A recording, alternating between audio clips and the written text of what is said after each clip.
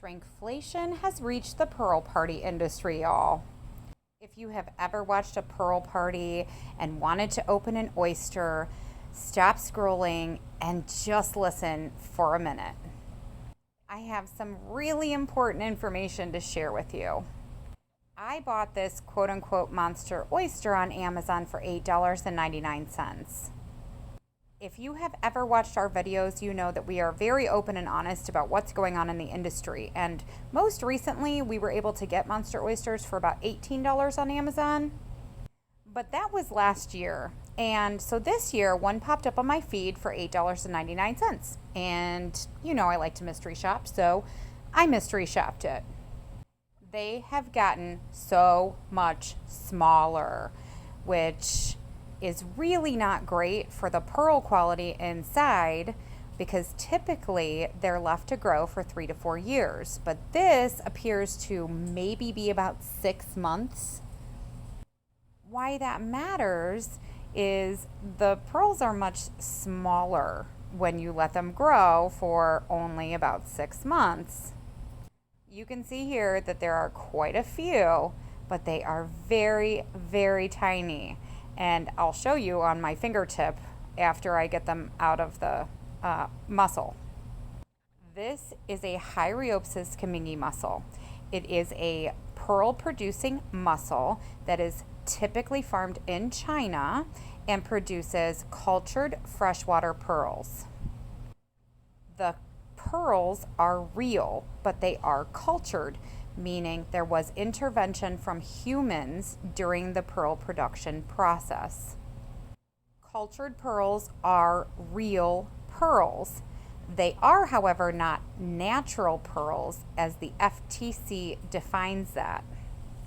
Natural pearls are defined as pearls that are formed without any intervention from humans.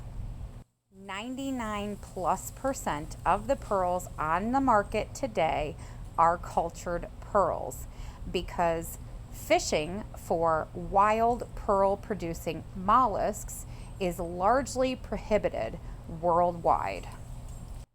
There are a number of different types of pearls that are cultured. These, as I mentioned, are cultured freshwater.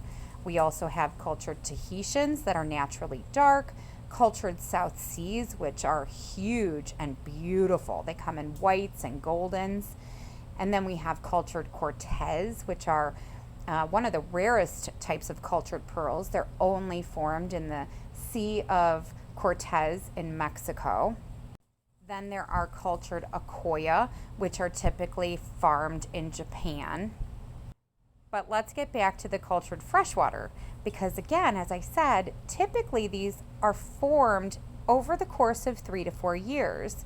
And you can see that shell that I have in the background is one of our old monster oysters that has pearls that are between 8 and 9 millimeters in size. The pearls that I got out of this mussel, which I'm going to call a junior monster oyster, again, it's not an oyster, but that marketing term went viral when we started it back in 2016, so we're going to just go with it. Junior monster oysters, they, I would say, in my professional opinion, have only been left to grow for about 6 months.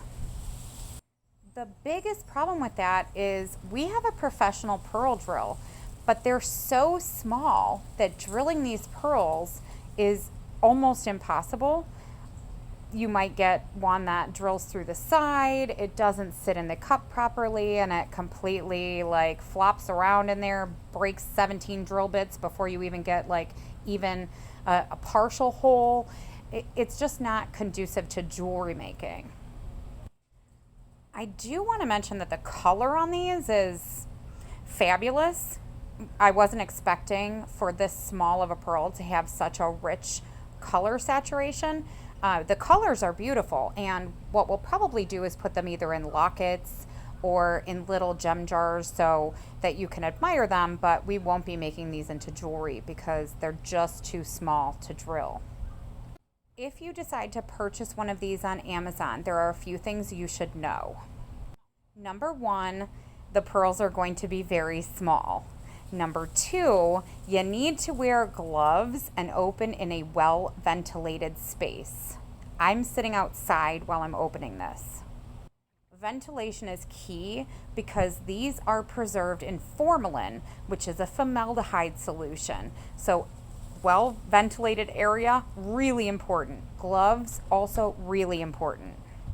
We have developed a cleaning process that works really well. It starts by removing the film on the outside layer of the pearl. The film forms after the mussel is no longer alive because it continues to secrete nacre, but it doesn't have the protein to bind it. So it gets this white chalky coating that has to be removed. Once we remove that coating, we polish each one of them to get the rest of the film off with our Haggerty Pearl and Gem Care cloth. You can get that on Amazon as well. And then we give them a dunk in our Haggerty Pearl and Gem Care solution.